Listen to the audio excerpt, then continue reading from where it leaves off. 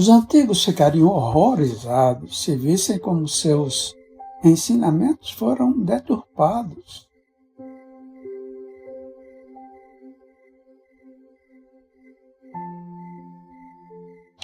Como a religião acabou virando uma cabine de pedágio para o céu.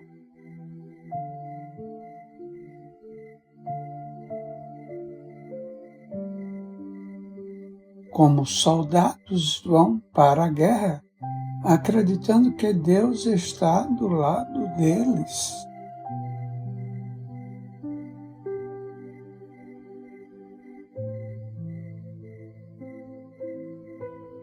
Nós perdemos a palavra, mas seu verdadeiro significado continua a nosso alcance bem diante de nossos olhos.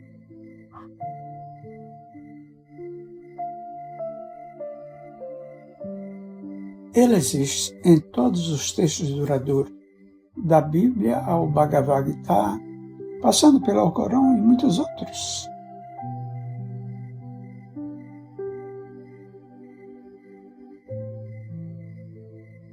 Todos esses textos falam o que o mundo parece ter esquecido.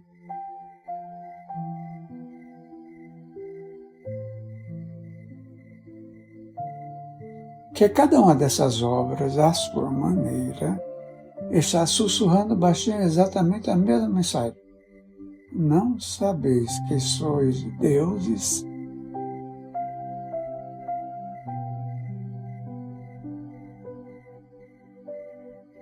Buda disse, você mesmo é Deus.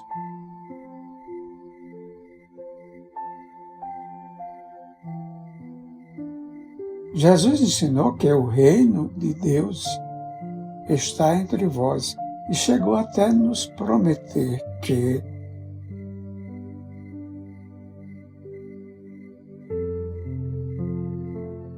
quem crê em mim fará as obras que faço e fará até maior do que elas.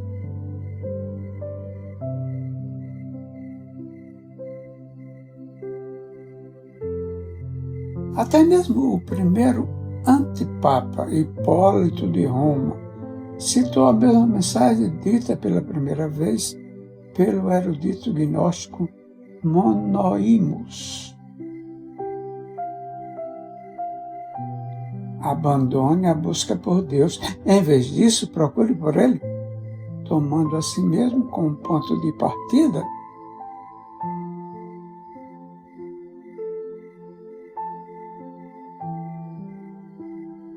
Um homem sábio disse certa vez, a única diferença entre você e Deus é que você se esqueceu de que é divino.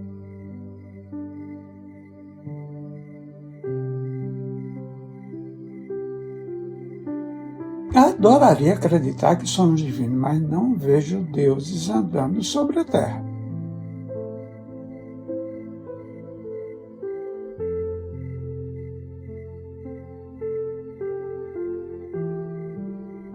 Não vejo pessoas com poderes sobre-humanos.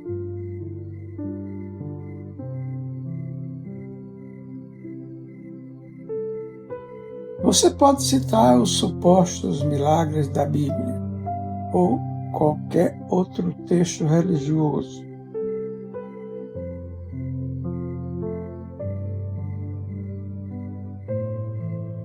Mas tudo isso não passa de velhas histórias fabricadas pelo homem que o tempo se encarregou de exagerar.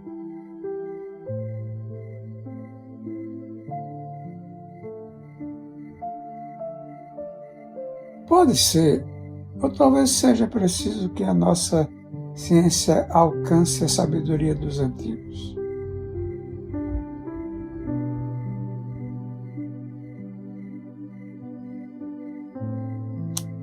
Correu os olhos pela grande esplanada sobre a qual se erguia o monumento ao Washington.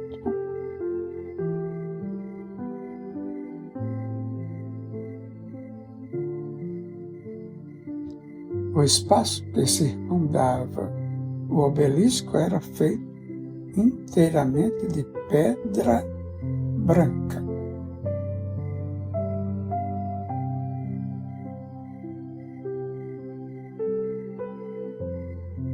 Com exceção de 2 caminhos decorativos de pedra escura, que formavam 2 círculos concêntricos em volta do monumento. Um círculo dentro de um círculo. O monumento a Washington ficava no meio de um círculo dentro de um círculo.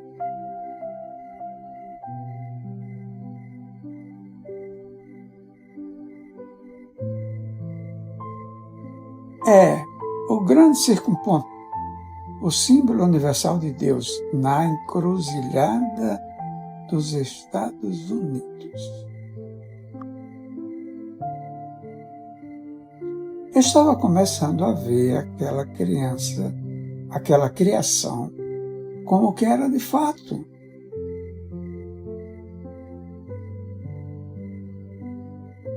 Um lembrete silencioso do conhecimento antigo.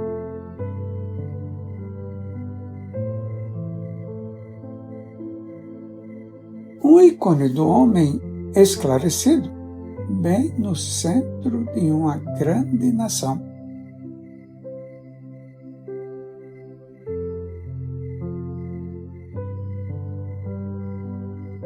O pequeno cume de alumínio no topo, a mente iluminada do homem tentando alcançar o céu.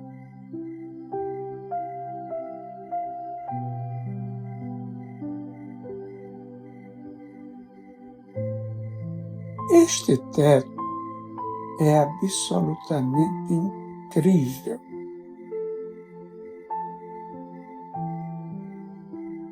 O esplendor da apoteose, deuses míticos misturados com inventores e suas criações?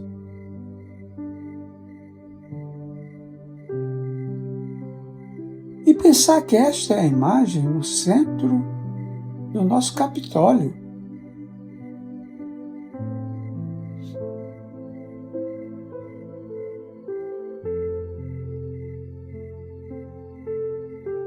As gigantescas formas de Franklin, Fulton e Morse, ao lado de seus inventos tecnológicos,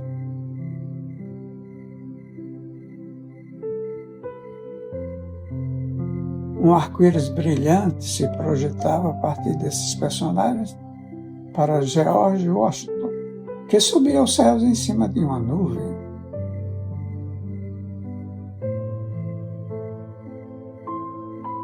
A grande promessa do homem que se torna Deus.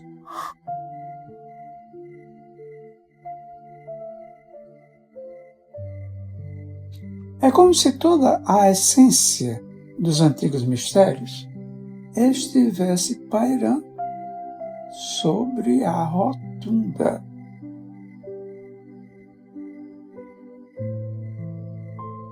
Os pais fundadores tinham imaginado os Estados Unidos como uma tela em branco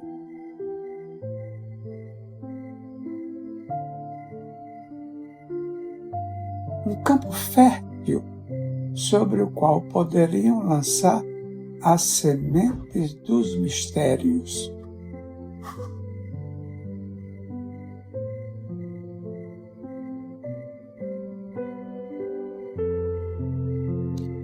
Hoje, aquele ícone sublime, o pai da nação subindo aos céus, pairava silenciosamente sobre os legisladores, líderes e presidentes do país.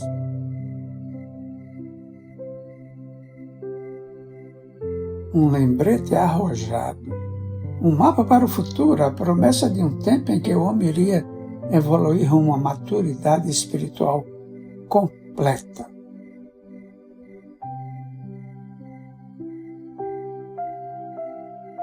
A mente humana era a única tecnologia à disposição dos antigos. Os primeiros filósofos a estudaram de forma incansável.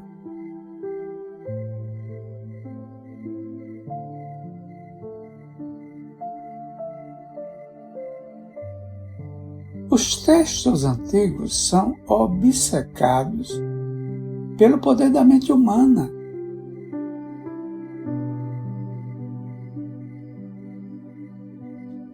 Os Vedas descrevem o fluxo da energia mental.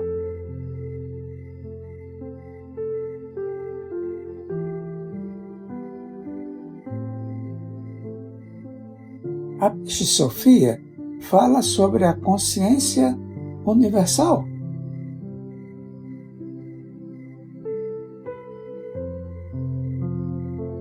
O Zohar explora a natureza da mente e espírito.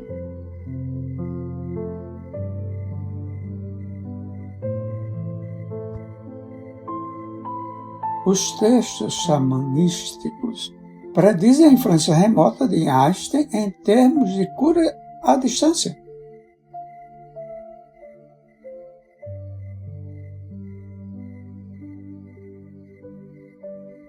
Está tudo lá. E olhe que eu nem comecei a falar da Bíblia.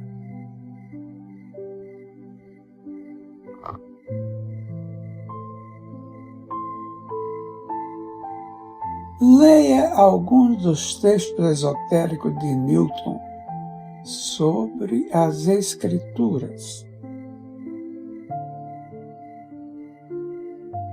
Quando começar a entender as parábolas críticas, você vai perceber que a Bíblia é um estudo da mente humana.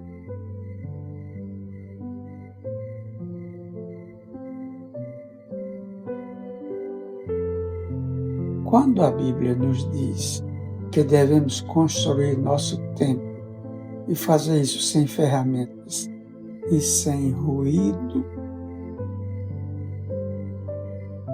de que templo você acha que ela está falando?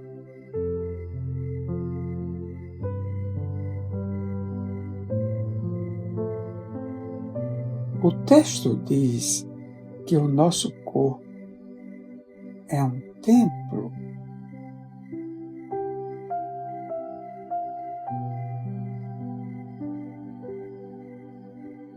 Sim, em Coríntios 3,16, vós sois o templo de Deus.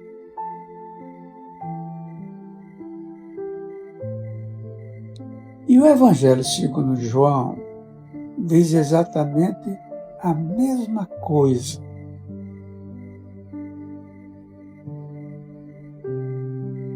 As Escrituras sabem muito bem o poder que existe latente em nós e nos incentivam a dominar esse poder, a construir os templos de nossas mentes.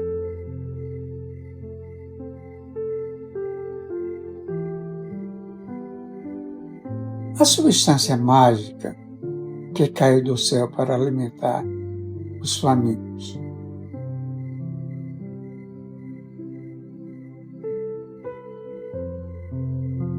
Dizia-se que essa substância curava os doentes, dava a vida eterna e, estranhamente, não produzia dejetos depois de consumida.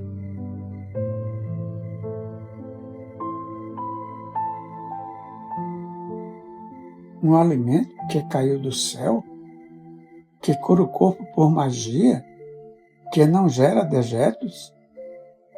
Ainda não entendeu?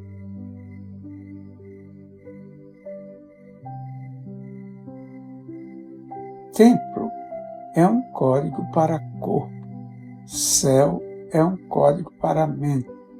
A escada de Jacó é a sua coluna vertebral. E o maná é essa rara secreção produzida pelo cérebro.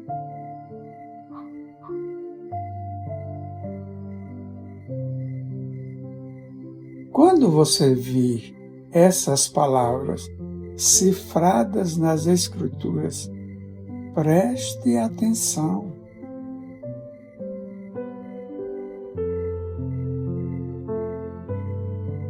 Elas muitas vezes são sinais de um significado mais profundo, escondido sob a superfície.